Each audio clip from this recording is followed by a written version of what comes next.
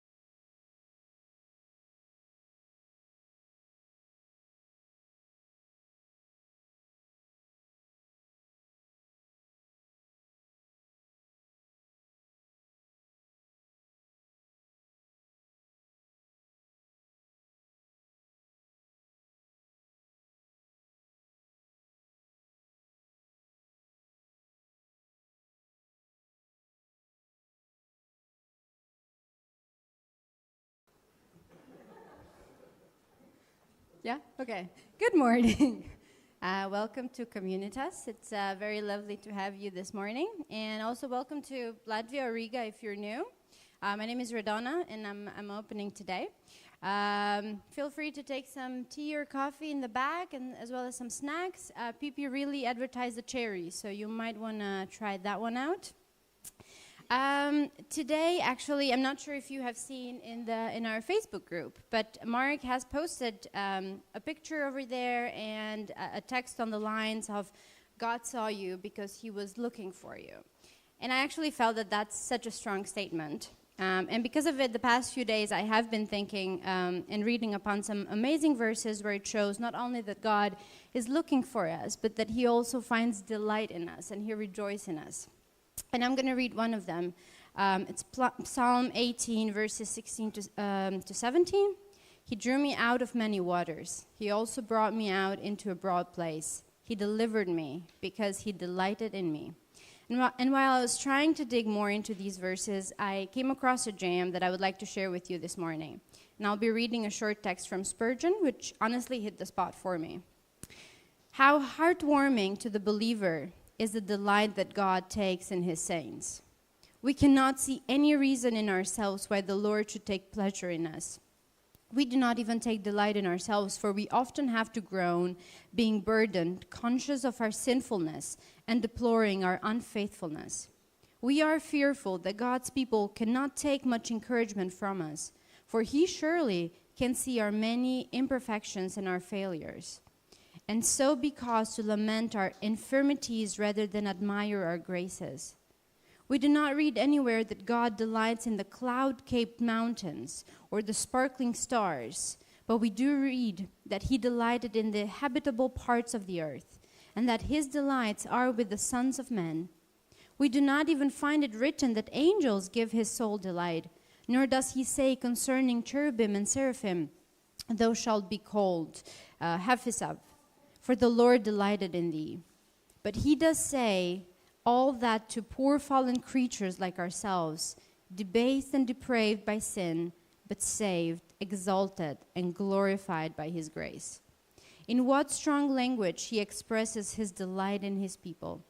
Who could have conceived of the Eternal One bursting into a song? Yet it is written, he will rejoice over you with gladness. He will quiet you by his love. He will exult over you with loud singing. As he looked upon the world he has made, he said, it is very good. But when he looked at those who were the purchase of Jesus' blood, his own chosen ones, it seemed as if the great heart of the infinite could restrain itself no longer, but overflowed in divine exclamations of joy. Should not we utter our grateful response to such a marvelous declaration of his love? I'd like to invite Arthurs for worship.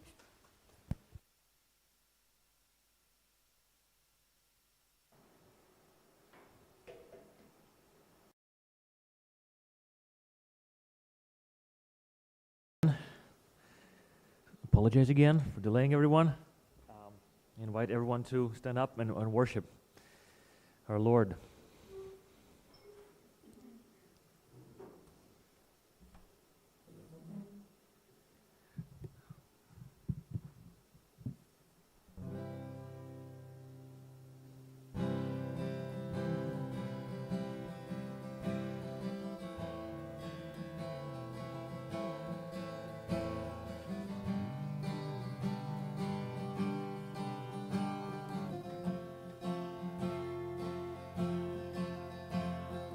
He is jealous for me.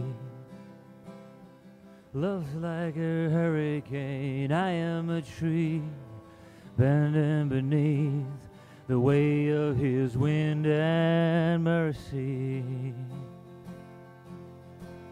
When all of a sudden I am unaware of this affliction's eclipsed by glory, and I realize how beautiful you are and how great your affections are for me. And oh, how he loves us. Oh, oh, how he loves us.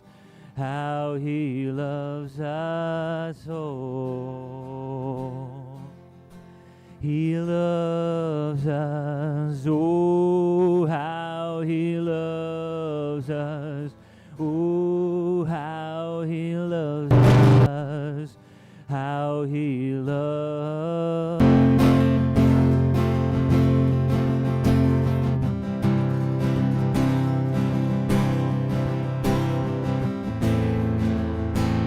The great in his eyes, if his grace is an ocean, we all sink in. Heaven meets earth like an unforeseen kiss. My heart stirs violently inside my chest. I don't have time to maintain this regret when I think about the way he loves us. Oh, how he loves us. Oh, how he loves us. Oh, he loves us. Oh, he loves us. Oh, how he loves us. Oh, how he loves us. How he loves us. Oh, and oh, how he loves us. Oh, oh, how he loves us. How he loves us. Oh, yeah, he loves us. Oh, how he loves us.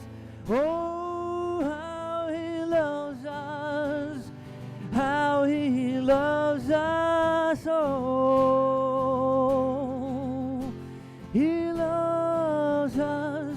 Oh, how he loves us. Oh, how he loves us. How he loves us. Oh.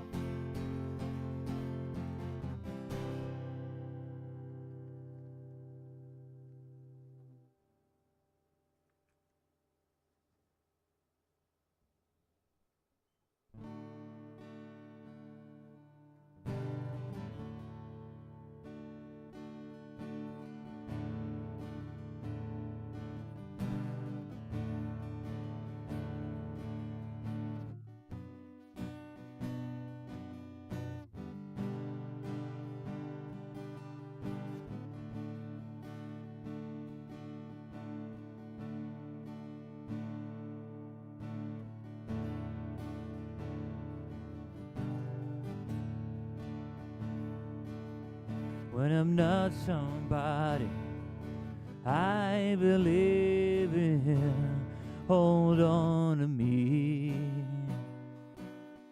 When I miss the light, the night is stolen,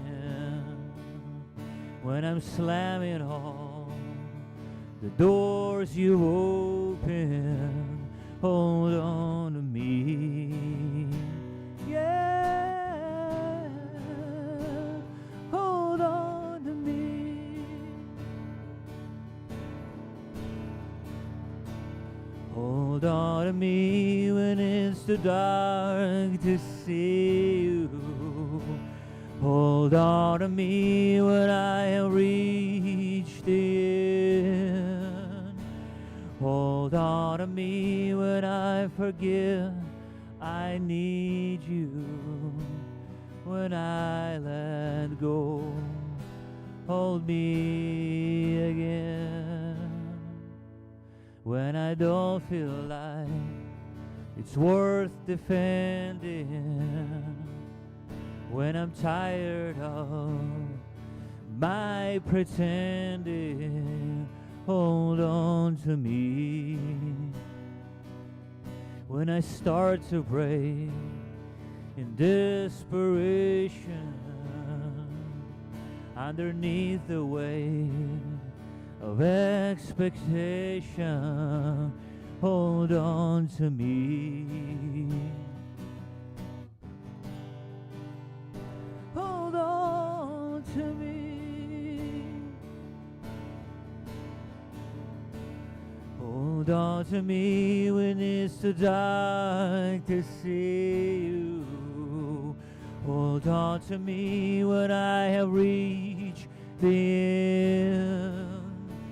Hold on to me when I forget I need you.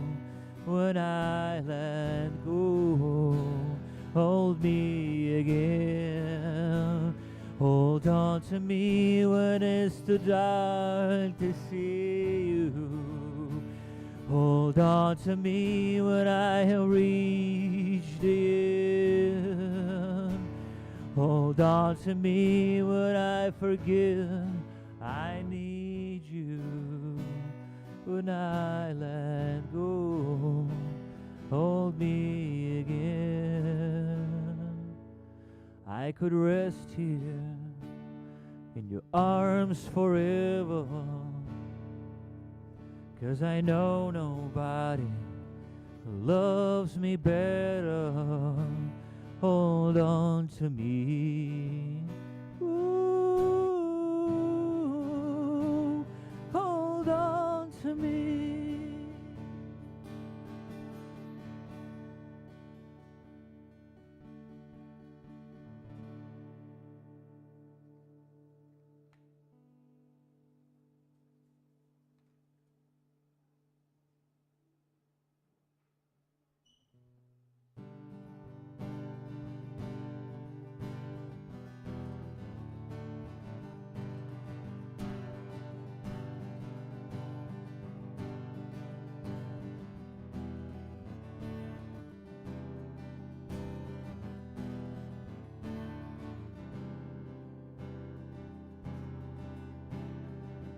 Who am I that the highest king will welcome me?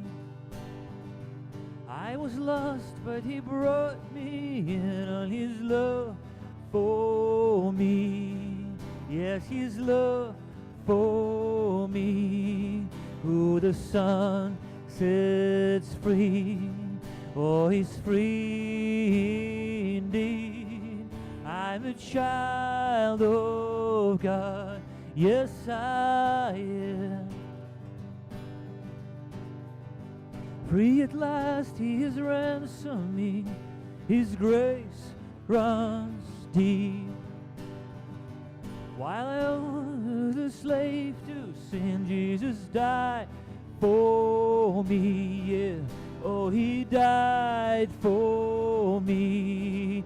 Who the Son sets free, he is free indeed. I'm a child of God, yes I am. In my Father's house there is place for me. I'm a child of God. Yes, I am. I am chosen, not forsaken. I am who you say I am. You are for me, not against me. I am who you say I am. I am chosen, not forsaken. I am who you say I am. You are for me, not against me. I am who you say I am. I am chosen, not forsaken. I am who you say I am. You are for me, not against me. I am who you say I am. I am chosen, not forsaken. I am who you say I am. You are for me, not against me. I am who you say I am. Who the Son sets free, oh, it's free indeed. I'm a child of God, yes I am. In my Father's house, there's a place for me. I'm a child of God, yes I am. Who the Son? Who the Son sets free, oh, is free indeed. I'm a child of God, yes I am. In my Father's house, there's a place for me. I'm a child of God, yes I am.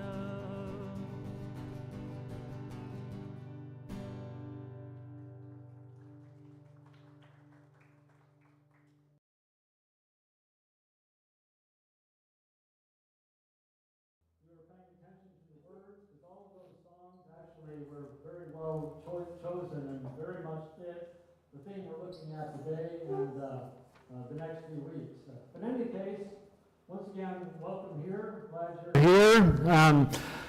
Feel free to move around if you need to. If you need more coffee or tea or whatever, that won't disturb us. A couple just really quick announcements. One little detail on the table back there is, by the way, the offering box, in case you're wondering. We don't pass the box, but also there's the green thing with your dirty cups, used cups I should say, not dirty, your used cups. You can put them there when you're done with them. If you notice it's full, you know, if one of you wants to just unload it in the kitchen and bring it back, I'm just thinking in the autumn things are going to pick up. A lot of people will be back, and we're going to probably start to fill this room much more in September, and so it might be good to slowly get a little more organized, because the bigger you are, unfortunately, the more organized you have to be. So in any case, I mean, if you forget about that, that's okay. If you leave your cup on the floor, that's okay, but we will, anyway, there is a place to put your used cups. All right, we're in 1 Corinthians, and then there are some themes in the middle of 1 Corinthians that we have kind of used for our summer series, and we're mainly kind of focusing on how we see people, and especially kind of training or disciplining our minds and our eyes to see people differently, and to not just kind of see someone and make a judgment or label people. It's very easy to label people. And one of the ways in which, you know, we often label people is by what generation they are. And maybe this is a little bit more of an American thing than a worldwide thing. I'm not so sure. But in any case, you know, if you're not aware, some people like to, you know, divide people not by like what culture or country they come from, but sort of their age, and how that has affected them. And so there's labels for different generations. And right now in this room, we have at least 4 different generations.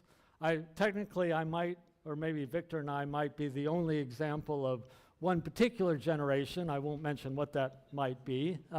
But one generation is called the baby boomers, and then the millennials.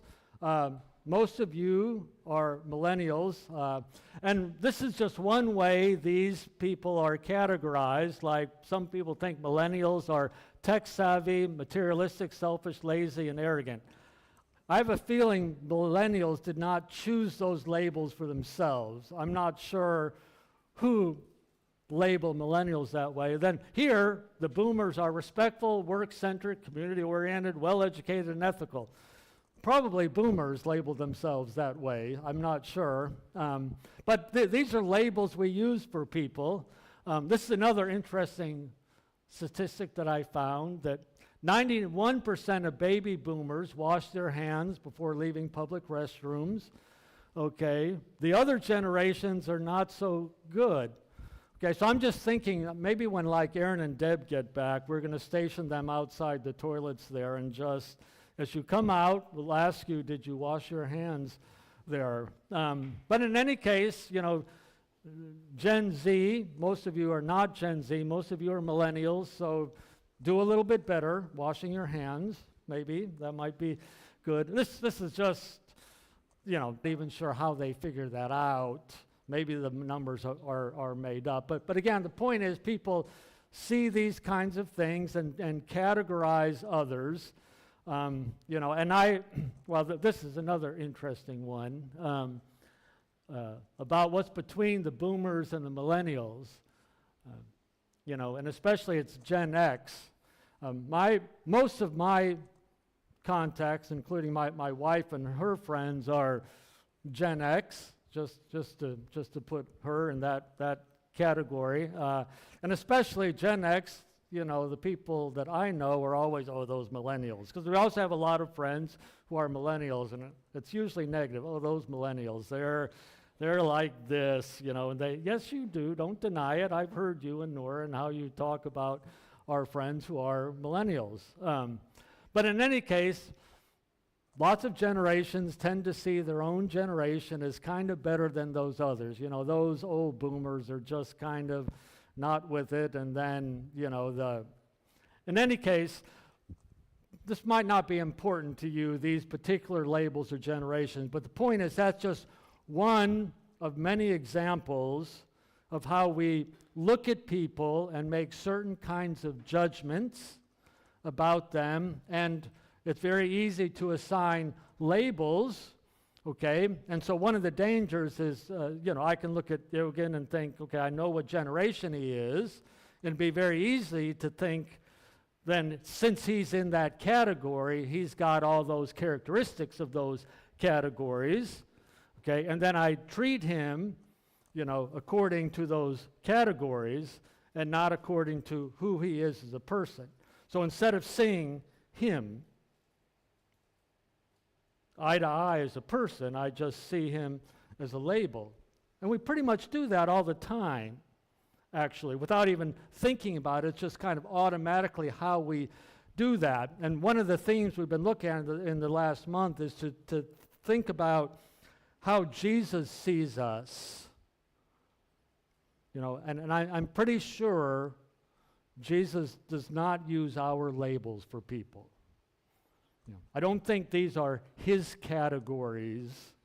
These are not the categories of the kingdom.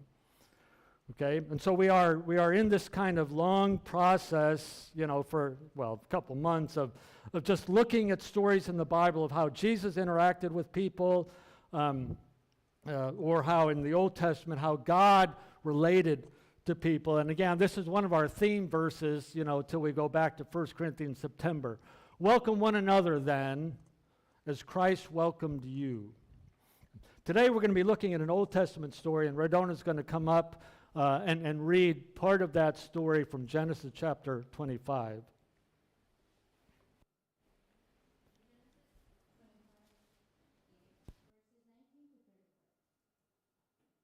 This is the account Abraham's son, Isaac. Abraham became the father of Isaac, and Isaac was 40 years old when he married Rebekah, daughter of Bethuel, the Aramean from Pada-aram, and sister of Laban, the Aramean. Isaac prayed to the Lord on behalf of his wife, because she was childless. The Lord answered his prayer, and his wife Rebekah became pregnant. The babies jostled each other within her, and she said, "Why is this happening to me?" So she went to inquire of the Lord. The Lord said to her, "2 nations are in your womb, and 2 people from within you will be separated. One people will be stronger than the other, and the older will serve the younger." When the time came for her to give birth, there were twin boys in her womb. The first to come out was red, and his whole body was like a hairy garment, so they named him Esau. After this, his brother came out, and his hand grasping Esau's heel, so he was named Jacob. Isaac was 60 years old when Rebekah gave birth to them. The boys grew up, and Esau became a skillful hunter, a man of the open country, while Jacob was content to stay at home among the tents. Isaac, who had a taste for wild game, loved Esau, but Rebekah loved Jacob. Once when Jacob was cooking some stew, Esau came in from the open country, famished. He said to Jacob, "Quick, let me have some of that red stew. I'm famished." That is why he was also called Edom. Jacob replied, "First, sell me your birthright." "Look, I am about to die," Esau said. "What good is the birthright to me?" But Jacob said, "Swear to me first." So he swore an oath to him, selling his birthright to Jacob. Then Jacob gave Esau some bread and some lentil stew. He ate and drank, and then got up and left. So Esau despised his birthright. Thank you. So this week and the next 2 weeks, we're going to be looking at the story of Jacob in the Old Testament. And if you can read through from Genesis chapter 25, more or less to the end of Genesis, that would really be helpful for you to get familiar with the big picture. But the main theme, of the next couple weeks is going to be first, what it is that God is doing. But then secondarily, but also very important, is who it is that God uses. And especially the theme is going to be that no one is going to be worthy. Some of the stories we're going to look at, especially next week, are going to be, really, if you made a film of some of those stories, you wouldn't let your kid watch that story. That film. I mean, it's going to be unbelievable what some of these characters are going to be doing, including Jacob. Okay, and there will be almost nothing positive about any of the people in these stories. It's just really unbelievable, these people that God loves and uses. Okay, and it's just how God is. And so we especially want to be thinking about the character of God, and part of the point of this is going to be learning to see others as God sees them, but also getting hope. Because if you've ever felt unworthy, or unspiritual or weak or full of temptation, you are in no way worse than the characters we're going to be looking at, in the story of Jacob. Once again, it's like one of those really bad reality television shows, with just almost disgusting characters.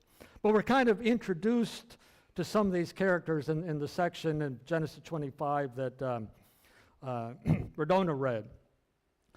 Isaac is the son of Abraham, the son of promise. Isaac is provided a wife kind of miraculously. They wait 20 years. He was 40 when they got married, but Rebekah was barren for 20 years, and finally she's pregnant, and it's kind of good news, but these twins that she finds out are inside of her are constantly in conflict, and that's going to be kind of the story of these two that are inside of her. Often twins, are very, very close, Jacob and Esau, not at all. So Isaac praised the Lord on behalf of his wife, because she was barren, and the Lord answered him, and Rebekah his wife conceived, but the children struggled together within her.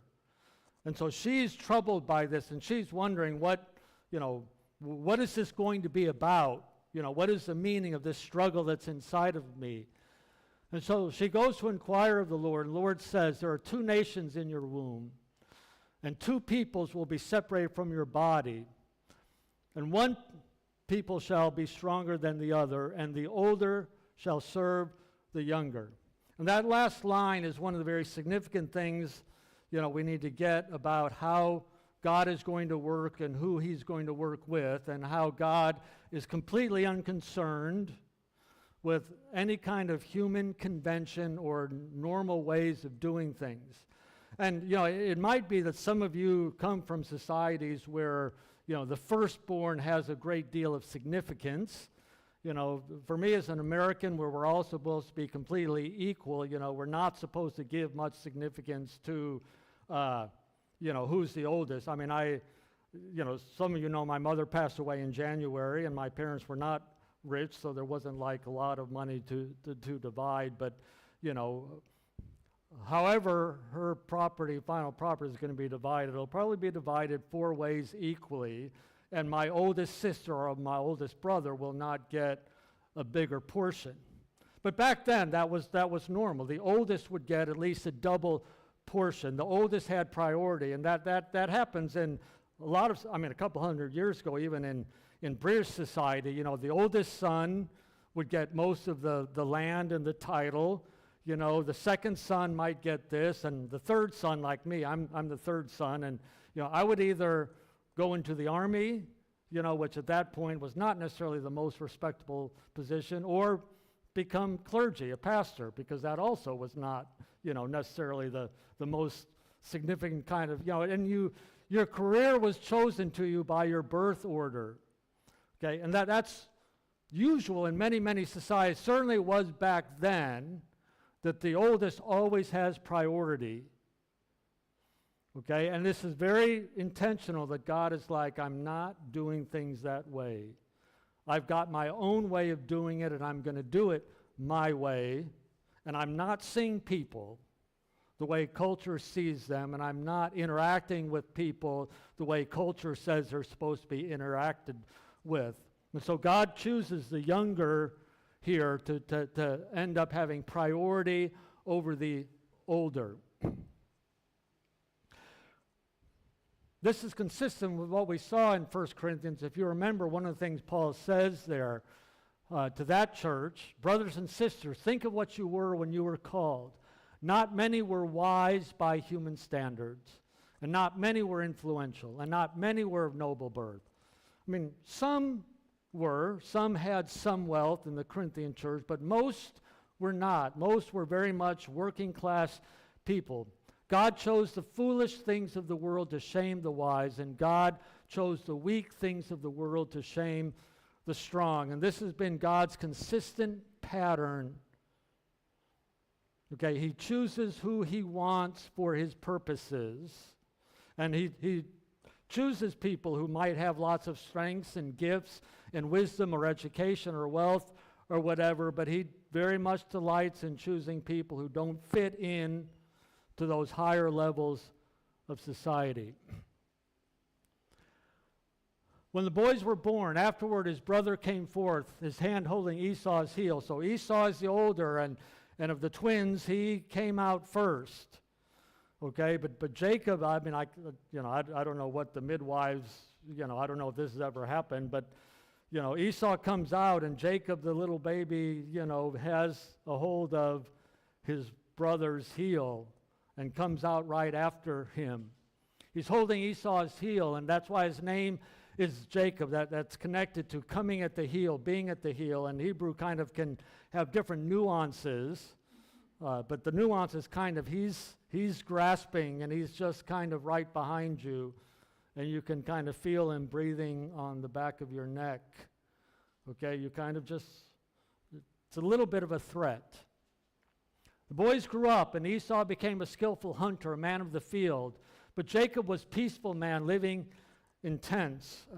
And the Hebrew word for peaceful, again, can have different kinds of connotations or nuances. Some people think that Jacob was kind of a mama's boy, because he did stay at home, but they picture him kind of sitting at home doing his knitting and that kind of thing, doing, girly things. That's probably not the case. And that word peaceful probably has more of the idea of quiet, but not necessarily in a totally positive way.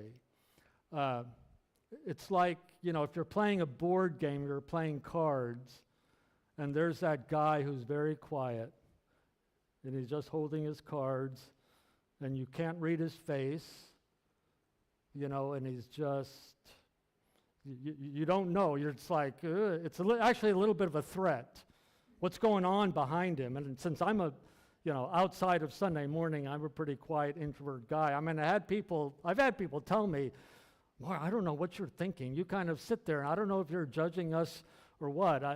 Years ago, I had a friend of mine, and we would play cards, a particular kind of card game, and we would team up. And he was very loud and boisterous, always talking and so forth. And I was the complete opposite, and he would take a lot more risks and so forth. But I would just kind of sit quietly with my cards, and if I had a good hand or bad hand, no one quite knew, until I started to put down the cards. That's kind of the connotation with Jacob.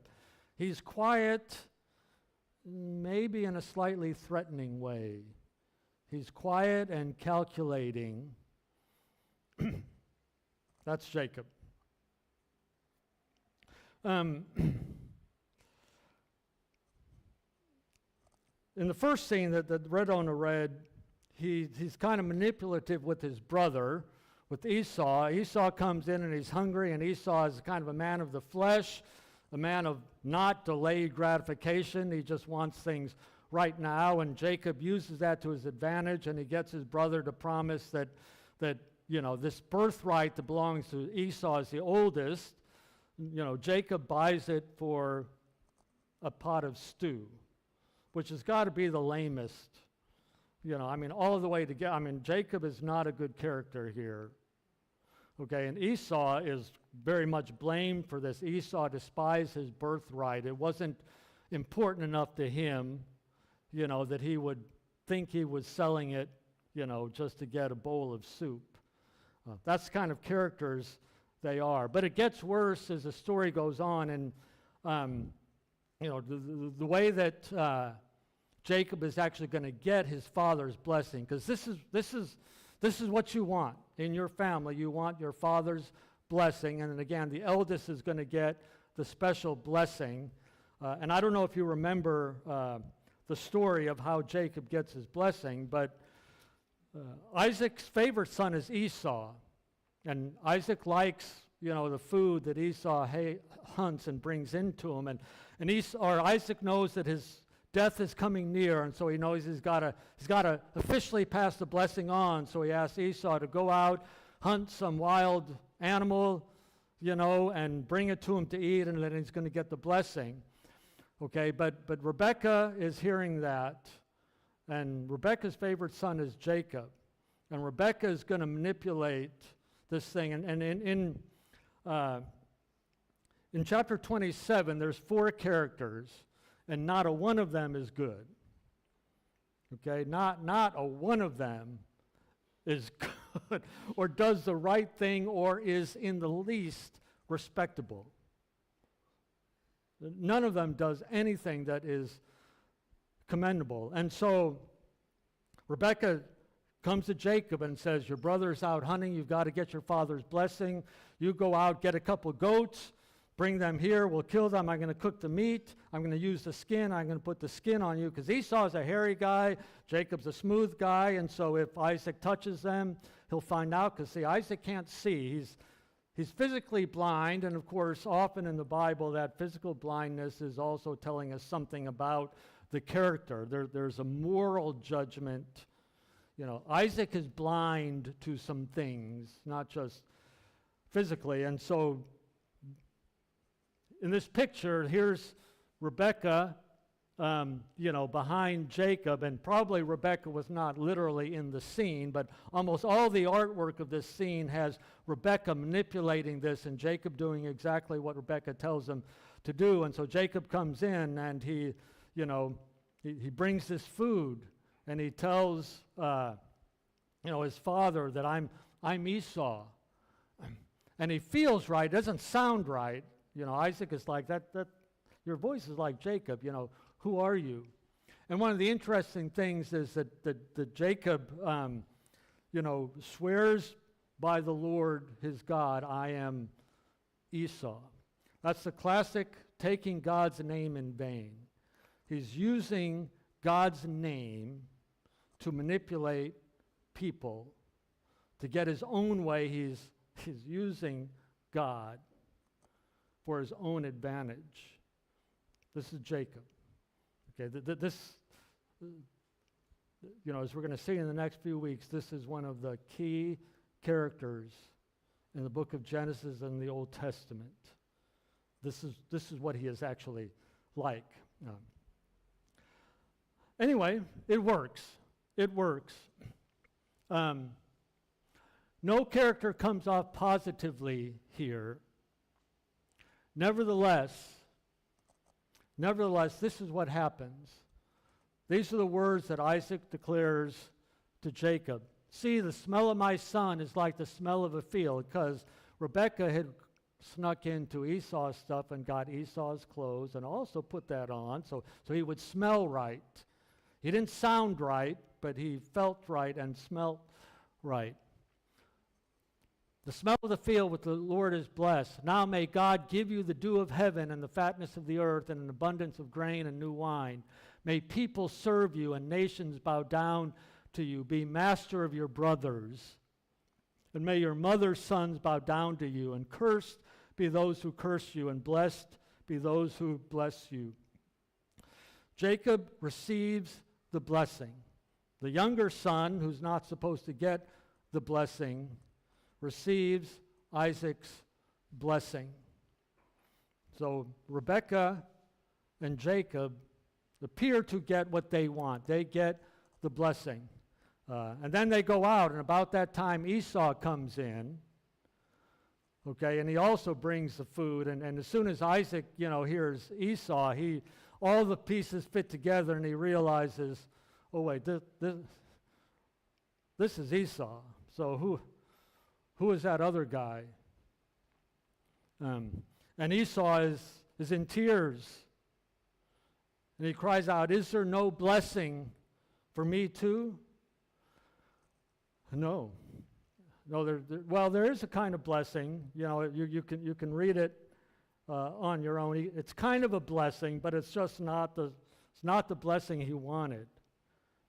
But even though Isaac has been deceived, and he knows he's been deceived, he also knows that God is doing something here.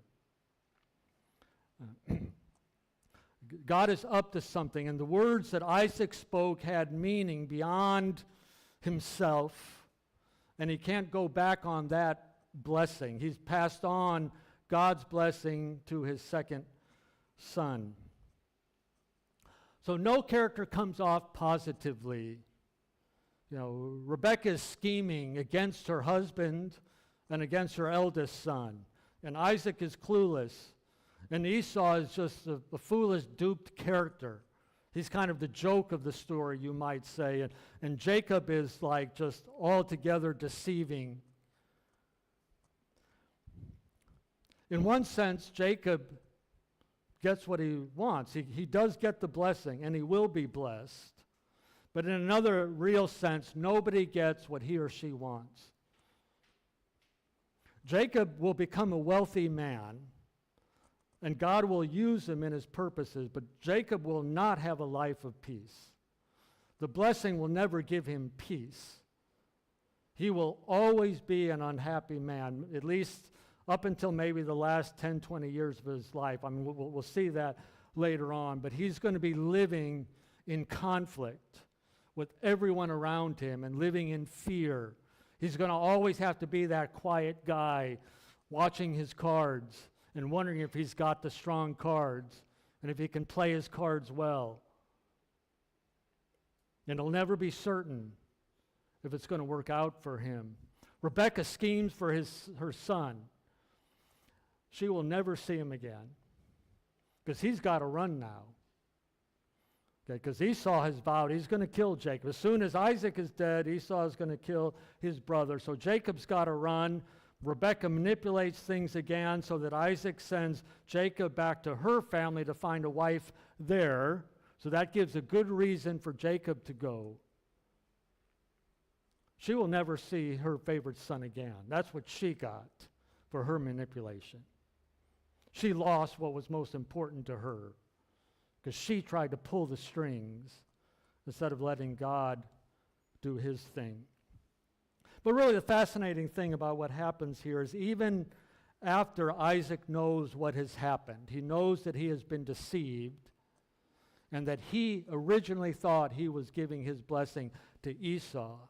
After all of that, Isaac still knows that God is doing something here, and Jacob will get the blessing. And so Isaac says to him, after all of this, may God Almighty bless you and make you fruitful and multiply you, that you may become a company of peoples. May he also give you the blessing of Abraham to you and your descendants with you, that you may possess the land of your sojournings, of your wanderings, which God gave to Abraham. Jacob gets the blessing. A man who has zero worthiness.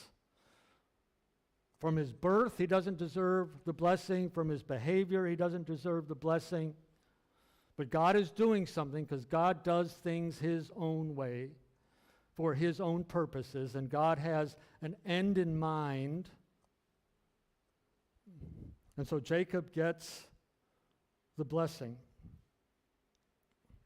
Jacob has to run, so he goes north to his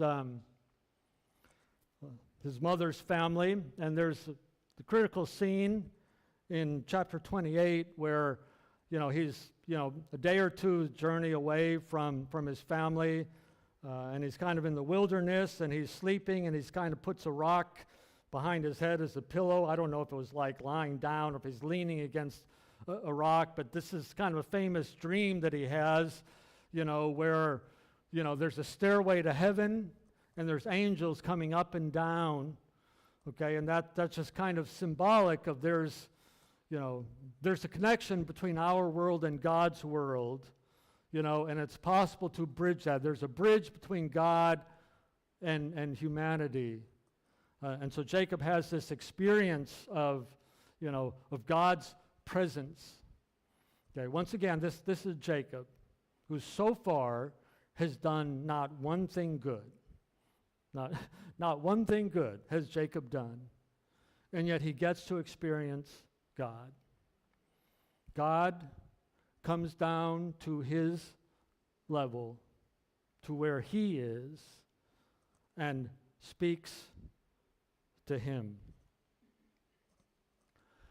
The Lord stood above it, the stairway to heaven. He said, I am the Lord, I am Yahweh, this personal name of God. I'm the God of your father Abraham, the God of Isaac. Okay, remember them. Remember your father. Remember your grandfather. I'm the same God. You're not, God doesn't say this, but Jacob might have been thinking, man, I'm not Abraham. And he's not.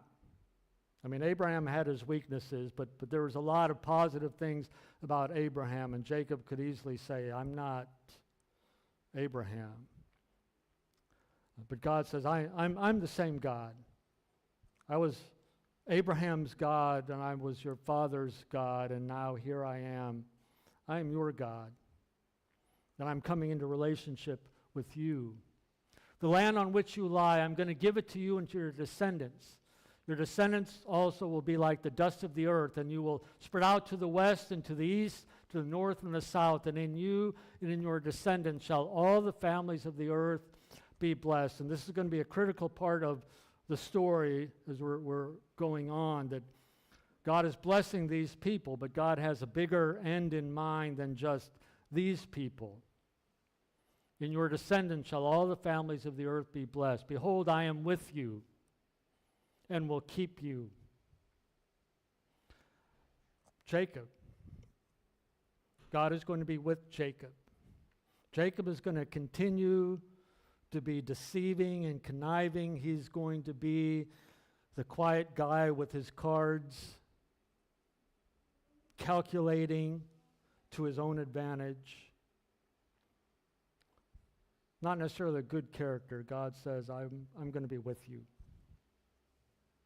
And I'll keep you wherever you go, and I'm going to bring you back to this land. I'm not going to leave you till I've done what I have promised you. This particular verse and these words are not just kind of a one-off in the book of Genesis, but it's a pattern. And I'm not going to take the time to read each of these. I'll just kind of maybe take a look at either end of this. What God promises here goes back to Genesis chapter 12, which is a couple of the most important verses in the Bible, certainly in the Old Testament, to understand what God is doing. When God first came to Abraham, then the Lord, Yahweh, God, said to him, "Go forth from your country, from your relatives, and from your father's house. Step away from where you're comfortable and certain.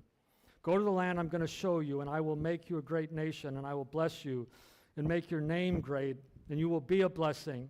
I will bless those who bless you, and the one who curses you I will curse, and in you all the families of the earth will be blessed." And as always, when I read those words, I look up and I see you are proof.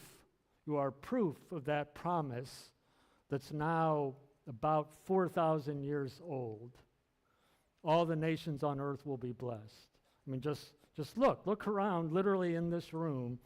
We are in the midst of the nations here. God has been doing exactly what he said he was going to do 4,000 years ago. And so when God speaks to Abraham again, he builds an altar there, just a memorial. He stacks up stones just as a way of remembering. When you see it, it's like, yeah, that's right. That's where God met with me. And then if you look at the other end of this, all the way into the book of Exodus, when God first comes to Moses, God says a similar kind of words. "I am the God of your father. I'm the God of Abraham. I'm the God of Isaac. I'm the God of Jacob." I'm the God of Jacob. This character Jacob we're thinking about, God says, I'm Jacob's God. I mean, if you ever wonder, would God be willing to claim you? I am Dulon's God. I am Monica's God. I am Victor's God.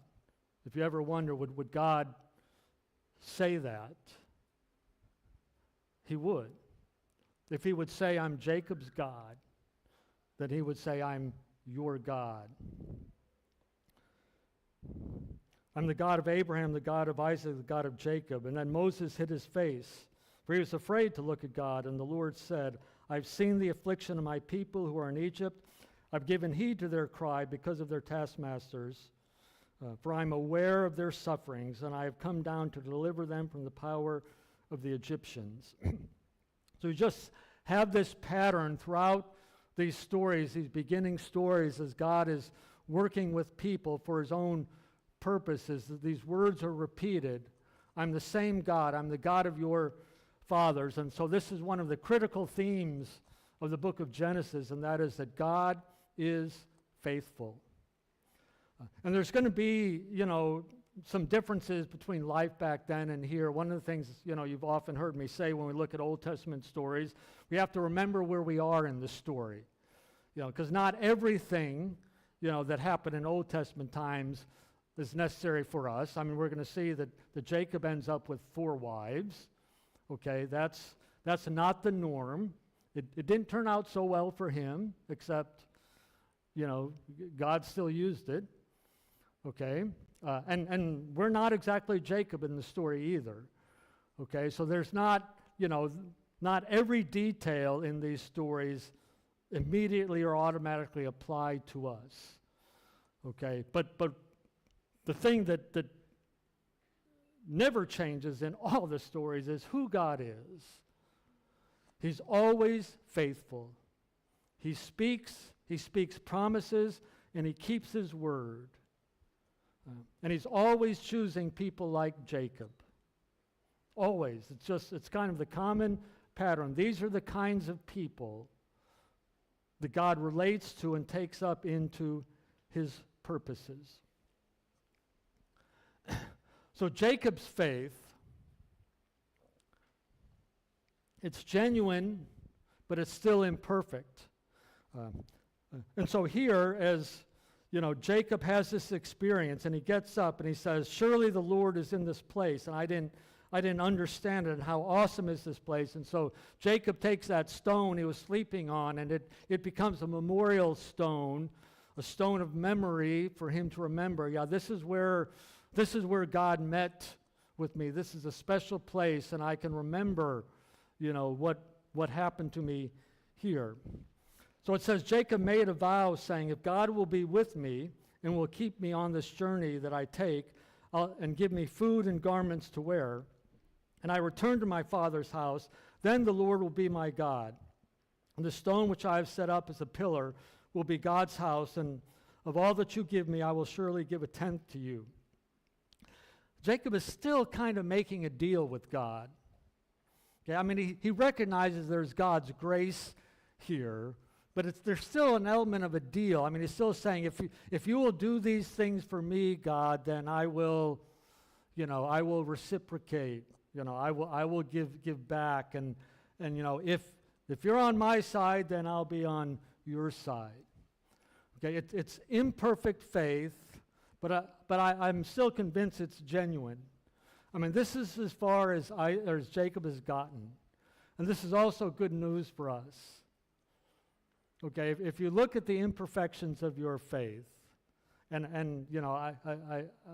I personally think most people, when they look at themselves honestly, really do understand, yeah, I don't measure up. I think you are aware of your imperfections. I sure am aware of my imperfections. I mean, I often wonder, what in the world am I doing here? If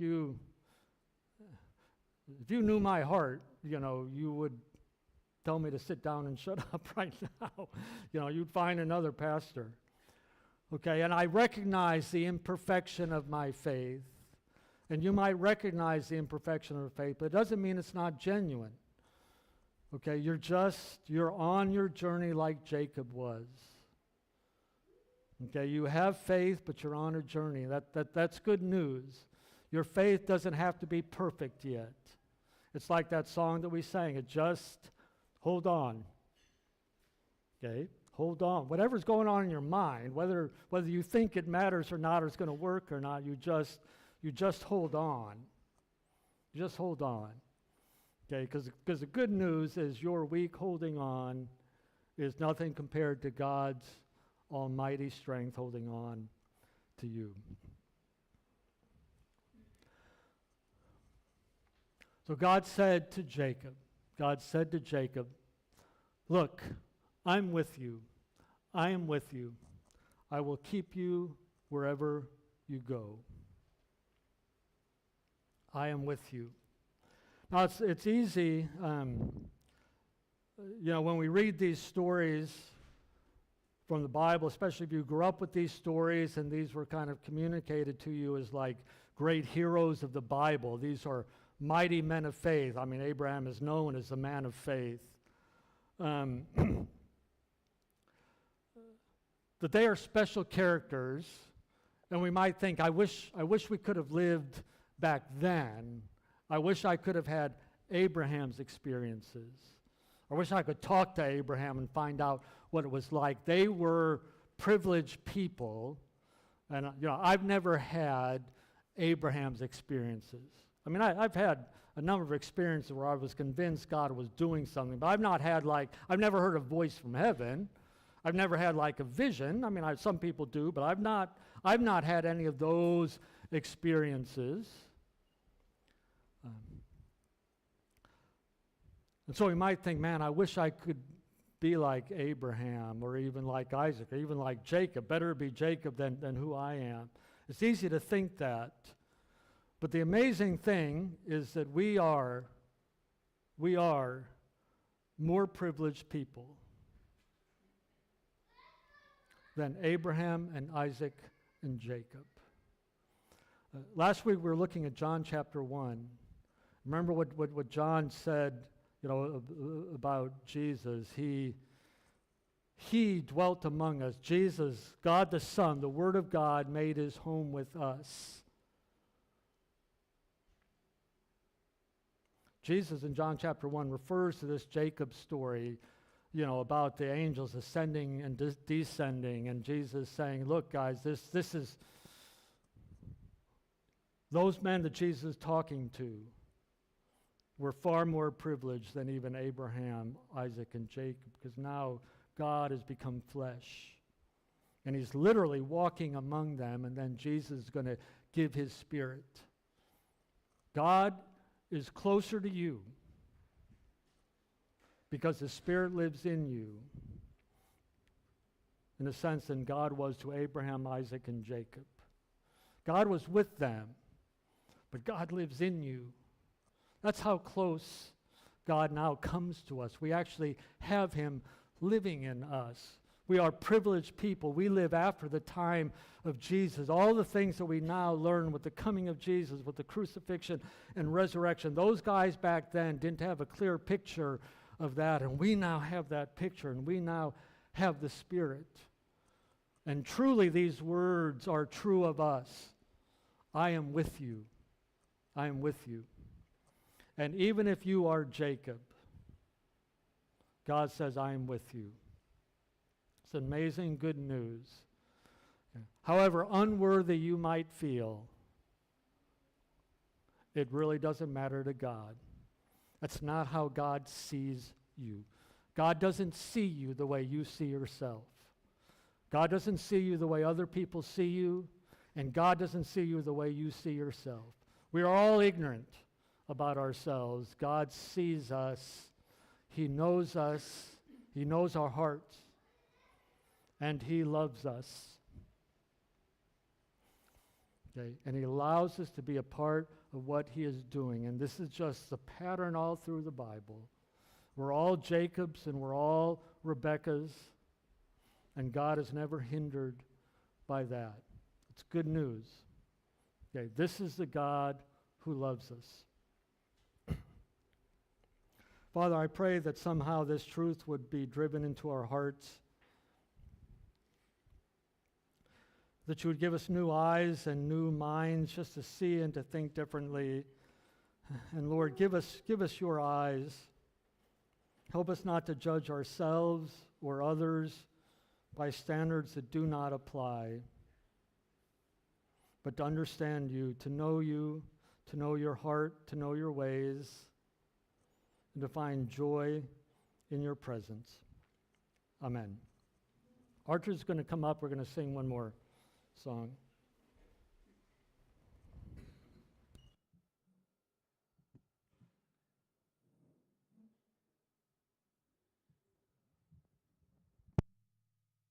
Check, check, check, check, check. Ho, ho, ho. Yeah. I didn't warn Mark again, but I wanted to use a chance to talk for a couple of minutes in my special day. I'm 40 today, okay? And honestly, I woke up today really early. I think it sometimes happens to me, and I think it's not one of those anxiety things. It's really, I think God woke me up for the reason to think, and I'm not throwing a huge party or anything. I have a family, just my closest family tonight, going for dinner.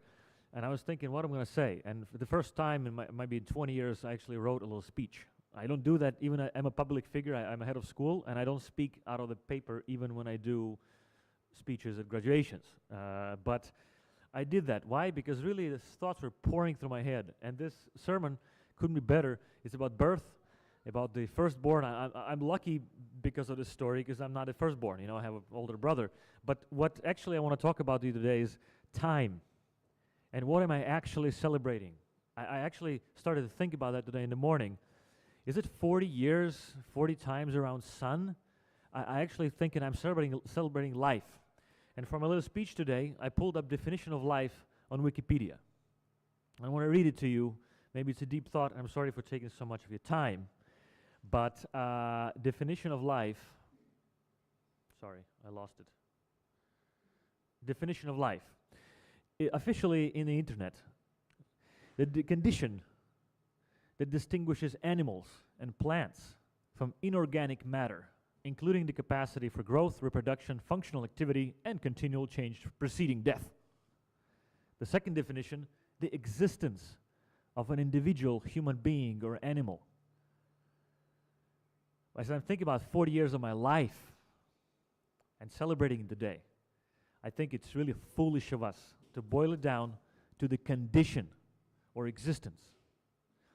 As a Christian, I believe that life, we learn to measure time, and somehow we think that it is more important than the meaning of things. We think that for my 40 years, or somehow measuring it, we can control life or limit it. And I think this worldview gives us this, everything around me, many people say, like, live for yourself, or like, celebrate you today.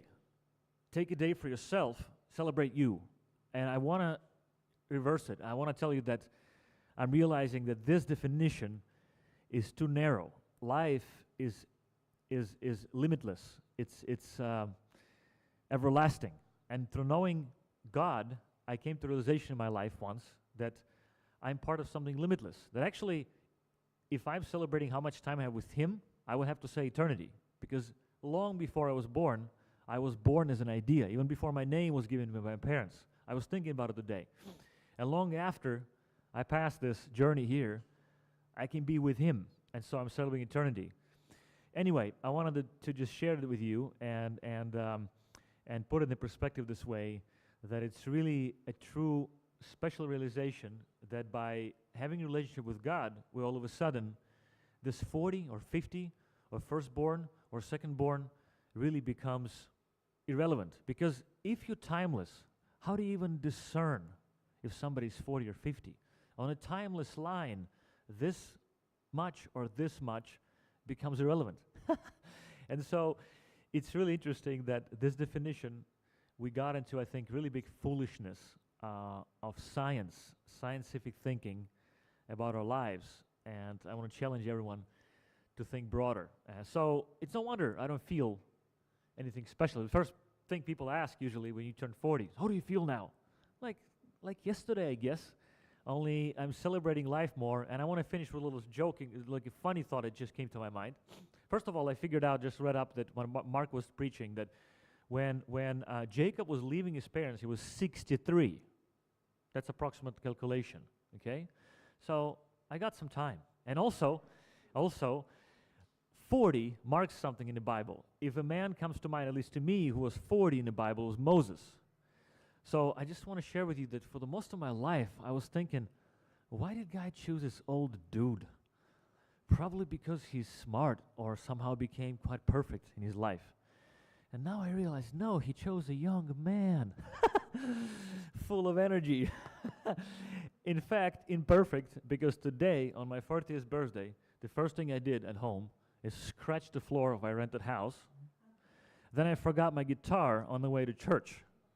And the second thing that happened after I sat down here, I spilled coffee on me. I'm thinking to myself, Jesus, 40 is probably not perfection yet.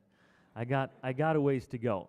So thanks God that no matter what the age, it's really, just first time in the morning I thought, it really doesn't matter for Him. Really doesn't matter how old we are. Because if you're timeless, how do you even discern if somebody is 20 or 43? It becomes irrelevant. Anyway, I'm sorry for the long intro. We're going to sing I Can Only Imagine.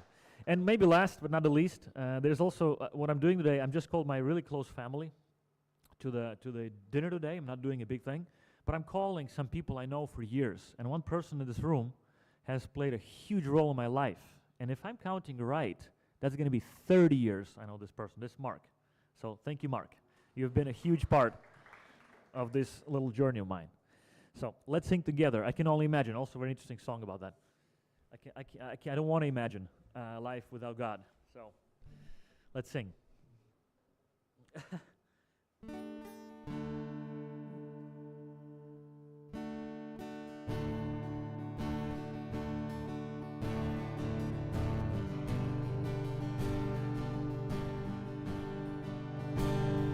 can only imagine when I look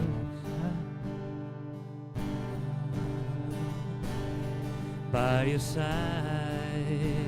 I can only imagine what my eyes will see when your face is before me.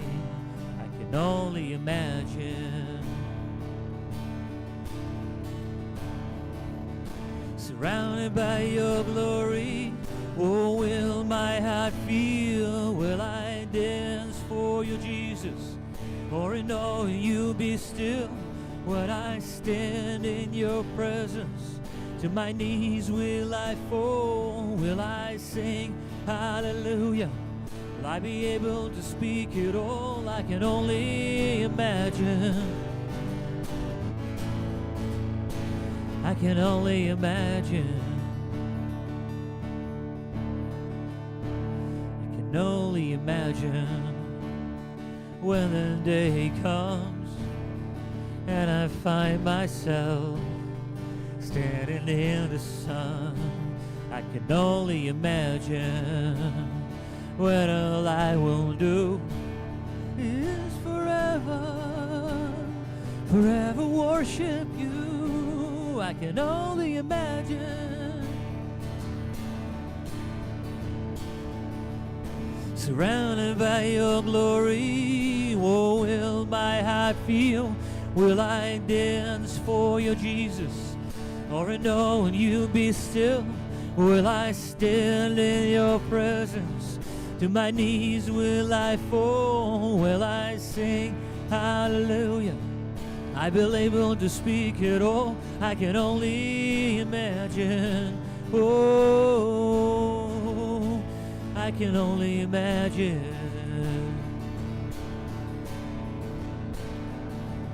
Surrounded by your glory, oh, will my heart feel? Will I dance for you, Jesus? Or in all you be still? Will I stand in your presence? To my knees will I fall? Will I sing hallelujah? Will I be able to speak it all? I can only imagine. Oh, I can only imagine. Ooh, I can only imagine. I can only imagine. I can only imagine. Oh, I can only imagine. Yeah, I can only imagine. Oh, I can only imagine.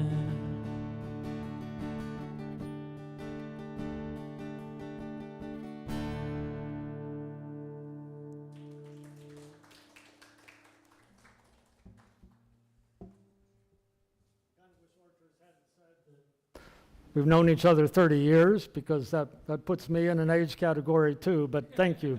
But seriously, thanks for being here this morning. Have a great week. Just remember this, okay? There's nothing about you that makes this untrue.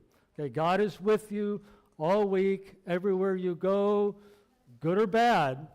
God is with you. Okay, have a great week.